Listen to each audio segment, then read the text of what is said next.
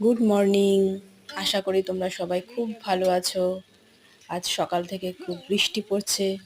এই বৃষ্টির মধ্যে আমার ছেলে মেয়ে রেনকোট পরে স্কুল চলে গেল। খুব কষ্টই হচ্ছে ওদের এই বৃষ্টিতে স্কুলে যেতে। কালকে ফেরার সময় আমার মেয়ে অনেকটা ভিজে এসছে, বই খাতা সব ভিজিয়ে নিয়ে এসছে। আজকে তো একদম সকাল থেকে বৃষ্টি শুরু হয়েছে, চারিদিকে ভীষণ সবুজ। খুব ভালো লাগে আমার এই বর্ষাকালটা এর জন্য। আর এমনিতে এই সময় যদি বাড়ি থাকা যায় তো খুব মজার। পাশের বাড়িতে পেঁপে গাছ, আর দেখো লাউগুলো কি সুন্দর হয়ে রয়েছে, ওরা কাটেও নি।